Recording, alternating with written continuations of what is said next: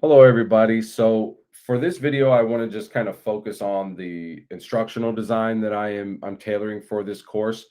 And in our virtual school, it is basically anyone's pace, whenever they want to engage with the course. I would like to see it after all the things we have learned in this program. I would like to see it go more towards a very structured week to week, like how our Ball State courses are. That would be that was where I'd love to see the virtual school go. But this is our first pilot year, and so I think we're just kind of looking at how it goes and seeing how we can improve.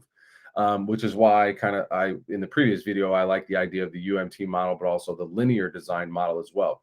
So I'm going for that student-centered, constructivist style of instructional design and trying to really put the student at the forefront of their own education and have them collaborate and engage and construct and play around and engage and have fun as much in this course as possible. So in this course, what I'm trying to do is I wanted to challenge myself because after going through this program, they really hit the nail on the head in the readings when they talked about this dumping of courses in, and that's essentially what we did. I applied different things, and I really wanted to do discussions where you comment on each other's discussions. But then once I learned that it was at their own pace, I had to throw that out the window, and there was no way I could see how that could be advantageous for the students to collaborate, and that threw a lot of collaboration ideas out the window that I had. So I was a little disappointed in that, but I really wanted to challenge myself with this course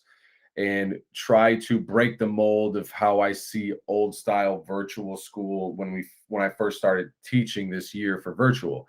And that was very challenging, and I don't know the reason why, other than maybe I'm just going back and forth between face to face and virtual.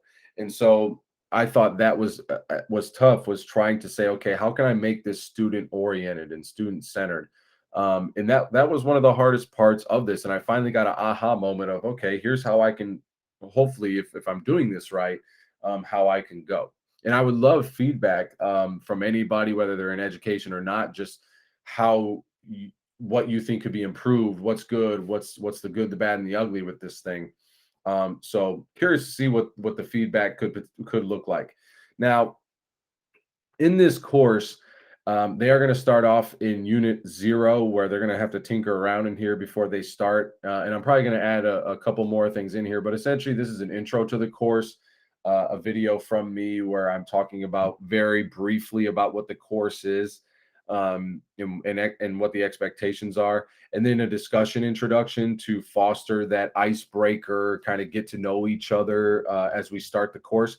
And then this backstory is essentially going to be a PowerPoint with some narration, some music, starting the story of this course. And what I mean by story is this: it's almost throwing a little bit of gamification in here and kind of setting up the problem based idea of instruction that I have going forward with this.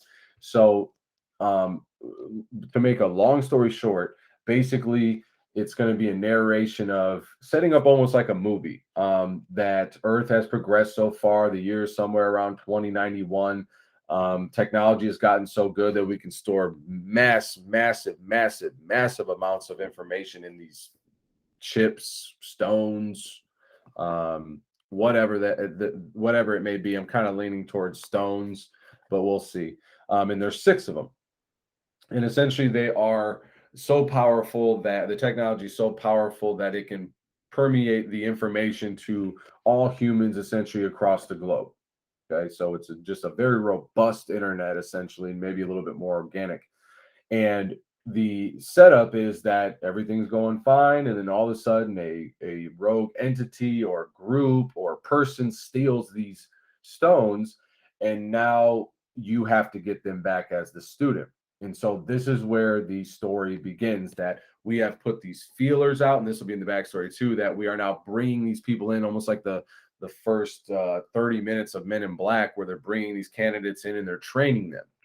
That's where we'll pick up with chapter 1. Chapter 1 is essentially, how, as far as storyline goes, of the course, is going to be them going through their training. So in this setup, we have kind of a audio clip here that I still have to record that I'll be in character as kind of like their guide. And kind of what hit me with this was like the beginning of Jumanji or a video game in general, where you kind of have a guide that you check in with and kind of steers you and gives you some points of clarification along the way. Um, so every module will essentially start with that. Every chapter will start with that as far as the overview and announcement.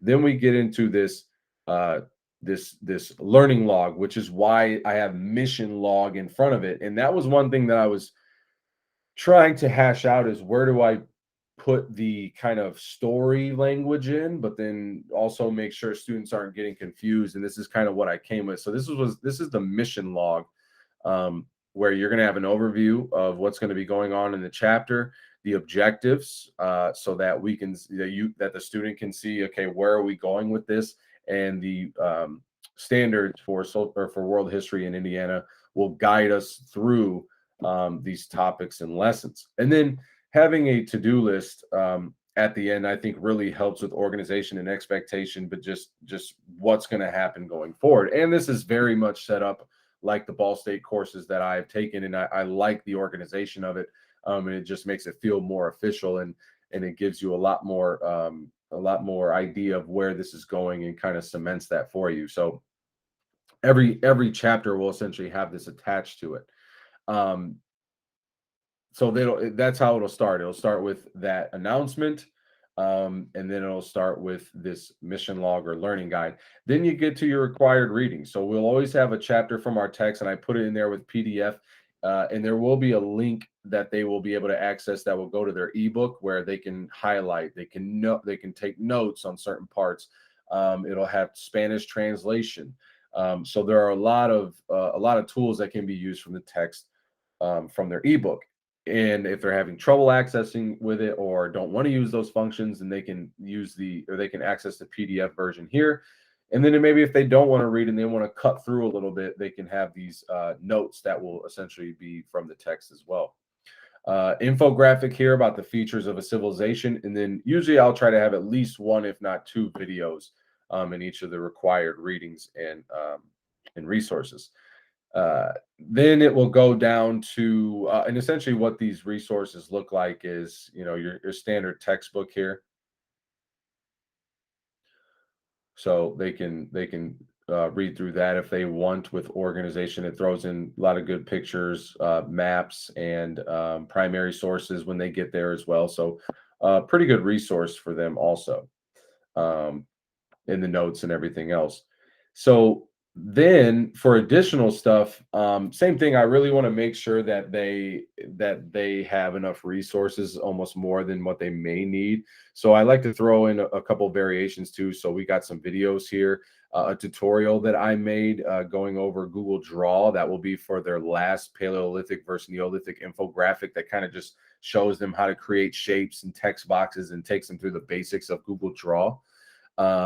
And then try to throw in some fun and engaging content here too, with a Neolithic Revolution comic here. So something kind of light and fun for them as well, where it's not maybe just dry text the whole time. So trying to keep them engaged as well. And so this is going to be their chapter 1 text. This will be their additional resources that they may or may not utilize, but good to have them there just in case. And then what I want to make sure they understand on the student-centered side is they're always having this constructivist instruction, essentially, and being very student-centered and student-oriented. And that was a little bit of a struggle for me, and it still is a little bit, just because of I haven't really seen a pure student-oriented, and maybe I have and I just didn't notice it, style of instruction. And so it's been a little challenging for me to come up with assignments and tasks for them to do.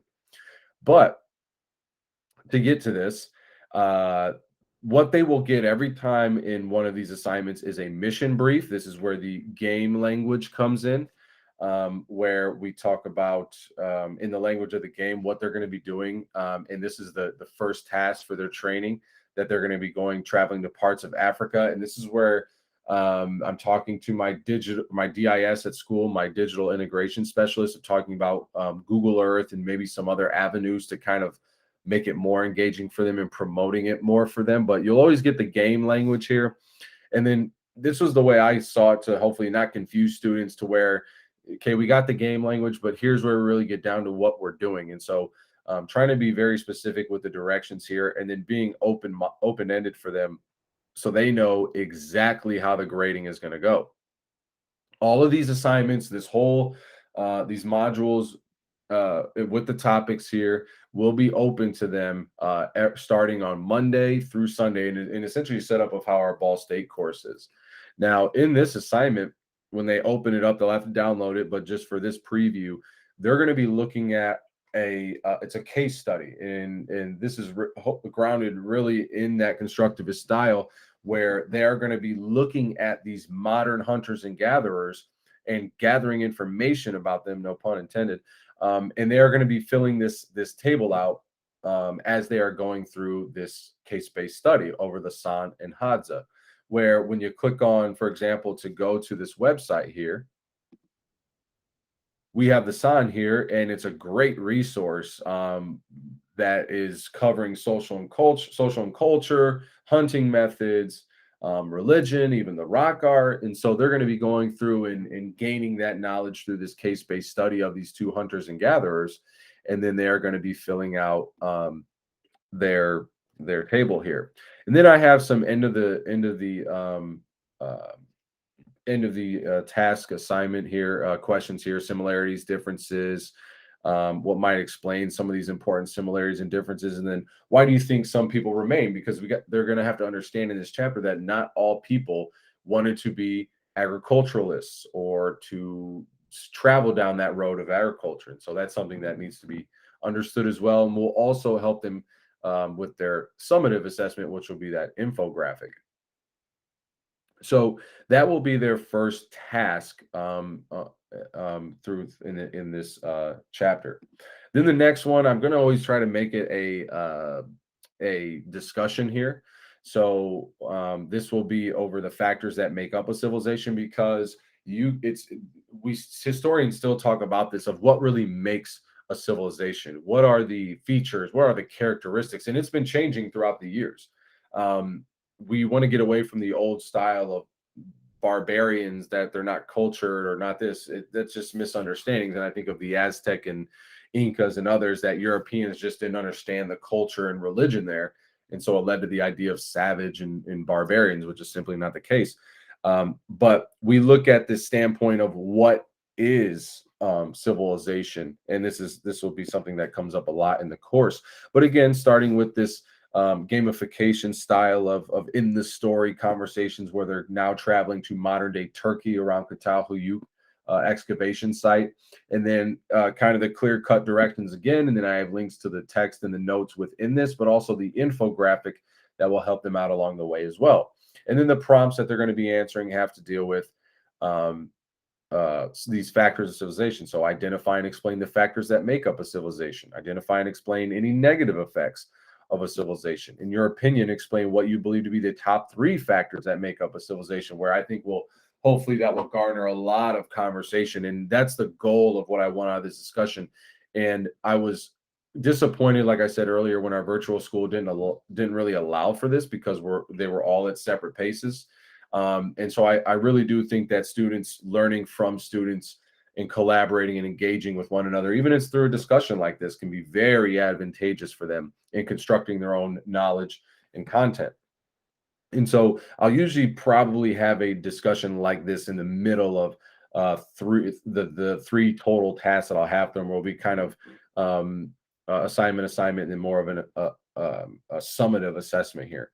So that's the discussion that they will have there, and they have to comment on at least 2 students to fulfill that point value as well. And then the summative assessment that I've been alluding to is this. So again, starting off with the story style of text, and then directions, clear cut as I can be with that, and then the infographic, what is expected of them, and then the explanation guide that goes to it. And this was a previous assignment from the Ball State course that we took in the fall with Dr. Ding, and I really enjoyed this especially for a visual standpoint, and especially because it really does follow the standard very well of comparing and contrasting social cultural characteristics from agriculture or from hunter-gatherer to agriculture and seeing those changes, but also too the different perspectives that students can have as they're gaining this information, analyzing it, synthesizing it, and then constructing it in their own infographic, and putting it on display in a discussion. I thought that was awesome because students get to see the differentiation here in how people interpret things different, and can, again, like the discussion previously, learn from that. So what they're going to be doing is they're going to be making an infographic that is going to compare and contrast um, uh, hunters and gatherers, agricultural societies, and those that did not um, um, or go to the way of agriculture. And I have a rubric with this as well. See if I can pull this up. Yeah, so in this rubric, I broke it down: historical, matrix, visual design, the content, the explanation guide, the comparison, and then the professionalism there, as a total of 30 points. So students will have access to that rubric so they know exactly what it is that's expected of them and what is to be graded. And this will be put on display. And again, that explanation guide will be there to walk us through their decision making, but also to their content as well. And I think that can be very advantageous for them, of them constructing this. And again, trying to promote that idea of constructivism in a student oriented, student centered style of learning. So that will be pretty much all of chapter one there. And in the preceding chat or the following chapters will essentially be set up very much like that. So, for example, to go through this quick, chapter two here, same thing, mission brief. I got to put that up in the verbiage for chapter one, but this is the listen to first. So these announcements, and then same thing with the learning guide. It'll be the same exact thing, just change with the standards and what the module is covering, and then the step-by-step guide of what it is they're going to be doing in this chapter. And then same thing, starting off with the chapter two text and the notes. Got a couple of videos here for the earliest form of writing, which develops in Mesopotamia, which is cuneiform, or as some pronounce it, cuneiform. And then a primary source as we get Hammurabi's code, that is the text law code, standardized law code that gets put in place there, that is very influential to other governments going forward. And then some additional resources here. One thing I do want to show you is this. This is an ancient Sumer museum, and it is very involved, so hopefully it will work and not slow down too much. But essentially, being on a virtual field trip through this museum, students can click on any one of these rooms 1 through 6, and it will take them to these different rooms. So you see City of Gods, here is room 1, and they can click on these artifacts to take them to these different areas. So temples, gods and goddesses, temples and government. And then they can even go further into here, okay, and get more information that way, and then return if they need. So it's a very great resource for them to go through and to understand a little bit more content and have a little bit more engaging and fun way, instead of just going through a dry text if need be. So that is a great resource that they can utilize as well. So those are some of the additional ones that I've implemented in there. Let's see, we also got some slides with maps and other primary sources, another cuneiform writing video, Hammurabi's code video, to try to give them as many options as possible, whether that's text, video, slides. I'm just trying to come up with ways that they can engage in the content, and it's in not just be reading just not reading something, as you see a video for the Epic of Gilgamesh here as well. And then the assignments that I have, again, after chapter 1, they're essentially going to be hired as the world history detective, and now we got them bouncing around Mesopotamia. So here for the first task, we received word that the ruins of the city-state Ur are here, and there will be a discovery of a Rosetta Stone, or basically a translation from cuneiform to English. And what they're going to do is they're going to take the idea is we want to expand the vocabulary of cuneiform for the government or the entity that's hiring them through the story. And what they're going to do is they're going to basically translate some valuable things to them, whether that's people's names, pets, valuables around the house, or whatever they find valuable to them. And I have some things there, food, pets, etc. And they're going to be translating that. And so it's going to be written out. They're going to write it out in Sunia form. They're going to have the English translation under it. And then they are going to post it in a discussion, and then have a video to where they're going to explain, kind of like the explanation guide of why they chose those things. And I think that would be interesting because we see all the different ways in which the students can engage and learn more about each other, of what's valuable to them, and have those kind of discussions as well. Even though it's not a discussion per se, it can organically turn into that, which I think the potential of that would be pretty cool. But it's same setup, mission brief, and the games or the story kind of verbiage here, and then the directions, and then the grading. Then they are going to go to a discussion, like I said earlier, trying to have this in the middle here. So again, this conversation going now to the ruins of Kish, where they're going to find a primary source of Hammurabi's code. And then they are going to have their directions here. And then I have the chapter linked here like the previous, and then the actual Hammurabi's code. And then these prompts here that are hopefully going to engage them in conversation again, so they can construct their own knowledge through collaboration and engagement. So something like explain the advantages and disadvantages of having a written code of law, such as the one developed by Hammurabi, all the way to identify and explain which of Hammurabi's code might be unnecessary or difficult to enforce in today's society. And what they're going to learn very quick is how brutal a lot of the laws are, that people are put to death pretty quick in these laws, that they're gonna see very quickly. And then lastly, for the summative assessment, and I'm still tweaking this, but essentially what they're going to be doing is now they're going to go to Lagash, and they are going to find this story essentially. And what they're going to be doing is kind of using the idea of the translation.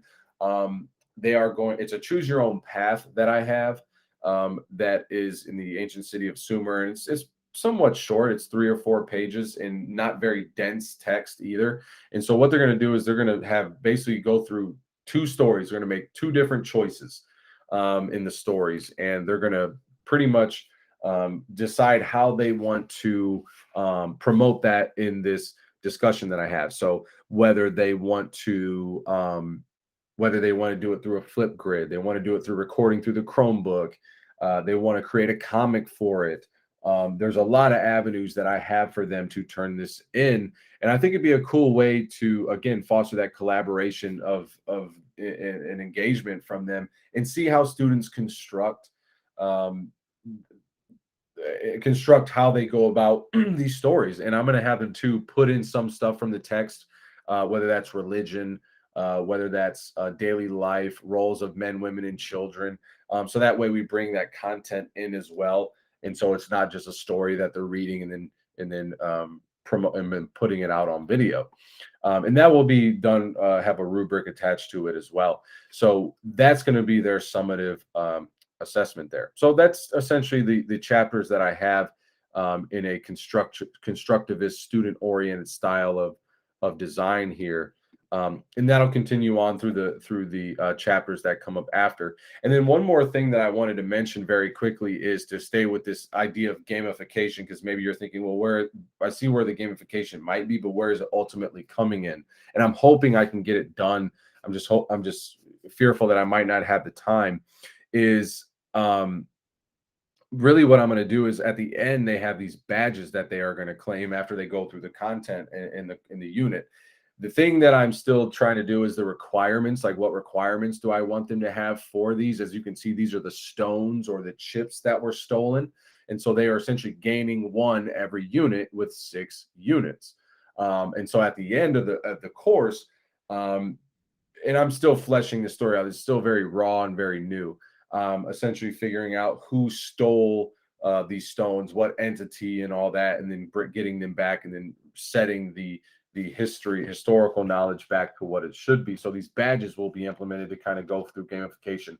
And then I was also maybe thinking about doing maybe a leadership board to kind of put that gamification in there as well. I just didn't know how I would go about it and how that would look, or would that deter certain students that aren't doing so well. That was something that I was thinking about too, but not sure how that would fit. And I'd like to hear maybe some feedback on that if possible. Um, the only other thing that I will add here is this that I don't have put in here yet because I'm still trying to flesh it out, and hopefully we'll have time to.